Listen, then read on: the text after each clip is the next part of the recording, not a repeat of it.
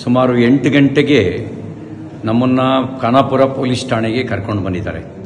ನನ್ನ ಮೇಲೆ ಯಾವ ಮೊಕದ್ದಮೆ ದಾಖಲಾಗಿದೆ ಅಂತ ನನಗೆ ಹೇಳಿಲ್ಲ. ನಾನು ಕೊಟ್ಟ ದೂರನ್ನು ಗಂಟೆಗಟ್ಟಲೆಯಿಂದ ಸ್ವೀಕಾರ ಮಾಡ್ದಲೇ ನಾನು 0 FIR ಹಾಕಿ ಅಂತ ಹೇಳ್ತಾ ಇದ್ದೀನಿ. ನಾನು ಕೊಟ್ಟ ದೂರನ್ನು ದಾಖಲಿಸ್ತಾ ಇಲ್ಲ. ಈಗ ಇಲ್ಲಿಂದ ಇನ್ನೆಲ್ಲಿಗೋ ಕರ್ಕೊಂಡು ಹೋಗುವಂಥ ಸಂಚು ನಡೆಸ್ತಾ ಇದ್ದಾರೆ. ಎಲ್ಲಿಗೆ ಕರ್ಕೊಂಡು ಹೋಗ್ತಾ ಇದ್ದಾರೆ ಅಂತ ಗೊತ್ತಿಲ್ಲ. ನನ್ನ ಜೀವಕ್ಕೆ ಅಪಾಯ ಇದೆ.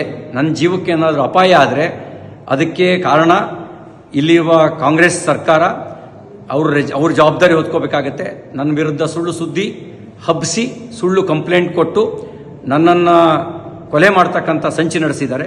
ಇದಕ್ಕೆ ಸಂಬಂಧಪಟ್ಟಂತೆ ನಾನು ಸಭಾಪತಿಗಳಿಗೂ ಈಗಾಗಲೇ ದೂರು ಕೊಟ್ಟಿದ್ದೀನಿ. ಹತ್ತತ್ರ 3:45 ಗಂಟೆ ಆಯಿತು. ನಾನು ಪೊಲೀಸ್ ಠಾಣೆಗೆ ಬಂದು ಏನು ದೂರಿದೆ ಅಂತಲೂ ಹೇಳಿಲ್ಲ, ನಮಗೆ ಏನು ಬೇಕು ಅಂತಲೂ ಕೇಳಿಲ್ಲ. ಹೀನಾಯವಾಗಿ ನಡೆಸ್ಕೊಳ್ಳೋ ಕೆಲಸ ಮಾಡ್ತಾ ಇದ್ದಾರೆ ಮತ್ತು ಇಲ್ಲಿಂದ ಎಲ್ಲಿಗೆ ಕರ್ಕೊಂಡು ಹೋಗ್ತಾರೆ ಅನ್ನೋದು ಕೂಡ ನನಗೆ ಸ್ಪಷ್ಟತೆ ಇಲ್ಲ.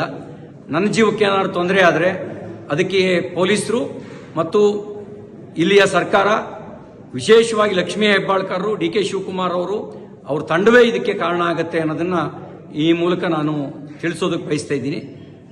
ಎಲ್ಲವೂ ನಿಗೂಢವಾಗಿದೆ. ಯಾವುದೋ ಕ್ರಿಮಿನಲ್ಗಳನ್ನು ನಡೆಸ್ಕೊಳ್ಳೋ ರೀತಿಯಲ್ಲಿ ನಡೆಸ್ಕೊಳ್ತಾ ಇದ್ದಾರೆ. ಅವರು ನಡೆಸ್ಕೊಳ್ತಿರೋ ರೀತಿ ಅನುಮಾನ ಹುಟ್ಟಿಸ್ತಾ ಇದೆ. ಪ್ರತಿಯೊಂದು ನಡೆಯೂ ಕೂಡ ಅನುಮಾನಾಸ್ಪದವಾಗಿದೆ ಅವರು ನಡ್ಕೊಳ್ತಿರ್ತಕ್ಕಂಥ ರೀತಿ. ನಾನೊಬ್ಬ ಜನಪ್ರತಿನಿಧಿಯಾಗಿ ಮಂತ್ರಿಯಾಗಿ ಕೆಲಸ ಮಾಡಿದವನು. ನಾನು ಕೊಟ್ಟ ದೂರಿಗೆ 0 FIR ರಿಜಿಸ್ಟರ್ ಮಾಡಿ ಅಂತ ಹೇಳಿದ್ರೆ ಮೀನಾಮೇಷ ಎಣಿಸ್ತಾ ಇದ್ದಾರೆ. ಇದೆಲ್ಲವೂ ಅವರು ತುರ್ತು ಪರಿಸ್ಥಿತಿಯ ಕಾಲಘಟ್ಟದಲ್ಲಿ ನಡ್ಕೊಳ್ಳೋ ರೀತಿಯಲ್ಲಿ ನಡ್ಕೊಳ್ತಾ ಇದ್ದಾರೆ. ಜೈ ಹಿಂದ್. ಸುಮಾರು 8 ಗಂಟೆಗೆ ನಮ್ಮನ್ನು ಖಾನಾಪುರ ಪೊಲೀಸ್ ಠಾಣೆಗೆ ಕರ್ಕೊಂಡು ಬಂದಿದ್ದಾರೆ. ನನ್ನ ಮೇಲೆ ಯಾವ ಮೊಕದ್ದಮೆ ದಾಖಲಾಗಿದೆ ಅಂತ ನನಗೆ ಹೇಳಿಲ್ಲ. ನಾನು ಕೊಟ್ಟ ದೂರನ್ನು ಗಂಟೆಗಟ್ಟಲೆಯಿಂದ ಸ್ವೀಕಾರ ಮಾಡ್ದಲೇ ನಾನು 0 FIR ಹಾಕಿ ಅಂತ ಹೇಳ್ತಾ ಇದ್ದೀನಿ. ನಾನು ಕೊಟ್ಟ ದೂರನ್ನು ದಾಖಲಿಸ್ತಾ ಇಲ್ಲ. ಈಗ ಇಲ್ಲಿಂದ ಇನ್ನೆಲ್ಲಿಗೋ ಕರ್ಕೊಂಡು ಹೋಗುವಂಥ ಸಂಚು ನಡೆಸ್ತಾ ಇದ್ದಾರೆ. ಎಲ್ಲಿಗೆ ಕರ್ಕೊಂಡು ಹೋಗ್ತಾ ಇದ್ದಾರೆ ಅಂತ ಗೊತ್ತಿಲ್ಲ. ನನ್ನ ಜೀವಕ್ಕೆ ಅಪಾಯ ಇದೆ.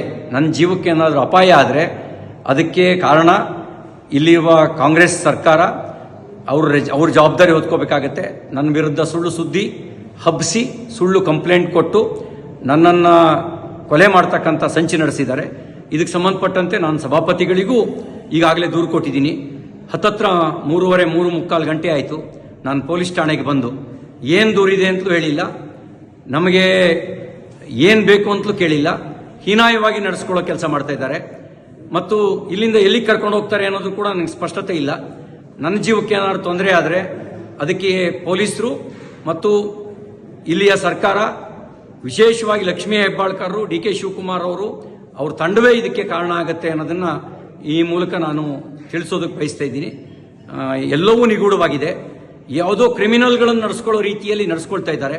ಅವರು ನಡೆಸ್ಕೊಳ್ತಿರೋ ರೀತಿ ಅನುಮಾನ ಹುಟ್ಟಿಸ್ತಾ ಇದೆ. ಪ್ರತಿಯೊಂದು ನಡೆಯೂ ಕೂಡ ಅನುಮಾನಾಸ್ಪದವಾಗಿದೆ ಅವರು ನಡ್ಕೊಳ್ತಿರ್ತಕ್ಕಂಥ ರೀತಿ. ನಾನೊಬ್ಬ ಜನಪ್ರತಿನಿಧಿಯಾಗಿ ಮಂತ್ರಿಯಾಗಿ ಕೆಲಸ ಮಾಡಿದವನು.